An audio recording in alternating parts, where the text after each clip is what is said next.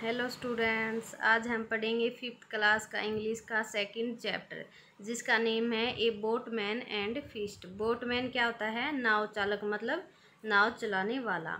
और फीस्ट क्या होता है? दावत, मतलब खाने पे बुलाना। तो हम शुरू करते हैं लेसन।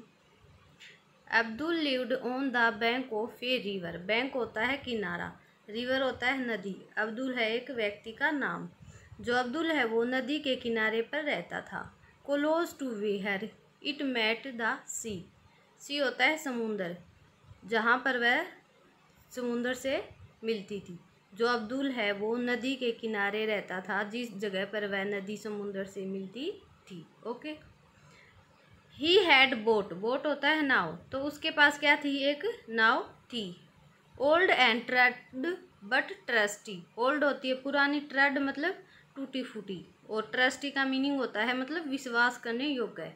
तो जो बोट थी वह पुरानी और टूटी फूटी थी, लेकिन विश्वास करने योग्य थी। लाइक ए फ्रेंड, एक फ्रेंड की तरह। Abdul used his boat to travel to villages upstream and downstream. Upstream होता है धारा की विपरीत दिशा में जाना, और डाउनस्ट्रीम मतलब धारा की साथ वाली दिशा में जाना। और ट्रैवल मीनिंग होता है मतलब सफ़र करना, एक जगह से दूसरी जगह पे जाना। जो अब्दुल है वह अपनी नाव का प्रयोग धारा की विपरीत दिशा और धारा की साथ वाली दिशा के गांव में जाने के लिए करता था। Okay. He had relatives and friends in all these villages. Relative होता है रिश्तेदार, फ्रेंड होता है दोस्त।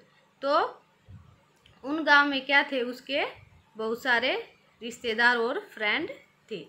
And enjoyed spending time with them. Enjoy करना मतलब मज़ेदार चीज़ें करना या खुशी प्राप्त करना। तो जो वो कौन था? अब्दुल, वह उनके साथ अच्छा मज़ेदार समय व्यतीत करता था या बिताता था। Abdul also enjoyed good food. Good food होता है अच्छा भोजन। जो अब्दुल है वो अच्छा भोजन भी इंजॉय करता था। आगे देखो। Once Abdul was invited to feast. एक बार जो अब्दुल को इनवाइटेड करना मतलब आमंत्रित करना। एक बार अब्दुल को 2 दावतों के लिए इनवाइटेड या आमंत्रित किया गया था।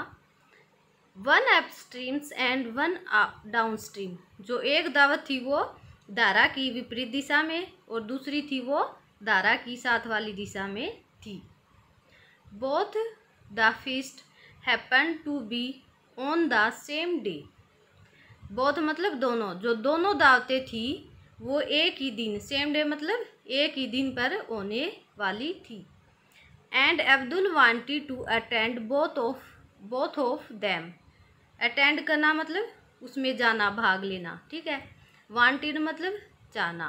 जो अब्दुल है वो दोनों ही दावतों में भाग लेना चाहता था, मतलब दोनों ही दावतों में जाना चाहता था। क्लियर? आगे देखो। He decided to go first to the 1 upstreams. Decide करना मतलब निर्णय लेना। तो उसने, अब्दुल ने क्या निर्णय लिया कि वह पहले अपस्ट्रीम मतलब धारा की विपरीत दिशा वाली दावत में जाएगा।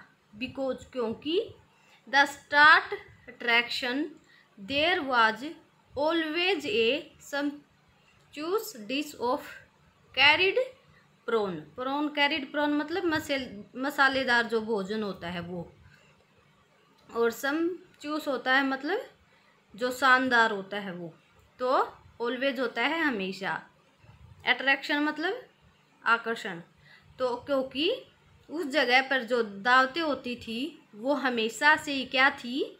मसालेदार और शानदार भोजन के लिए क्या थी? आकर्षण का केंद्र थी, मतलब प्रसिद्ध थी, ये भी कह सकते हैं, ठीक है। आगे देखो। The second feast would be for later. जो दूसरी दावत थी वो कुछ समय बाद के लिए थी। वहन his stomach was already full. Stomach होता है पेट, और ऑलरेडी मतलब पहले से ही, फुल मतलब भरा हुआ।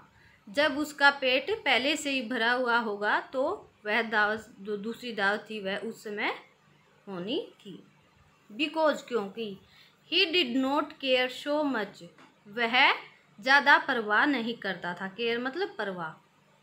फॉर द वाटरी झोल जनरली डिसीज अप देयर, क्योंकि वह ज़्यादा परवाह नहीं करता था, जहाँ पर दावतें होती थी वहाँ पे जो वाटरी झोल होते थे, पानी के झोल, वह उनकी ज़्यादा परवाह नहीं करता था।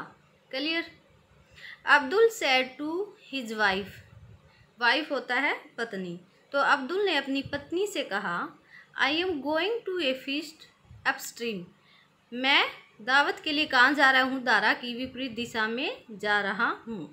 व्हेन आई एम थ्रू, जब मैं वहाँ पहुँचूँगा, I will go to a feast downstream, तो फिर मैं क्या करूँगा, दूसरी दावत है जो दारा की साथ वाली दिशा में, उसमें जाऊँगा। ठीक है, आज के लिए इतना काफ़ी है। और जो आज हमने जितना भी पढ़ा है सभी स्टूडेंट्स को उसकी हिंदी और इंग्लिश दोनों लिखनी है अच्छे से, बार बार पढ़ के। ठीक है, ओके, थैंक यू।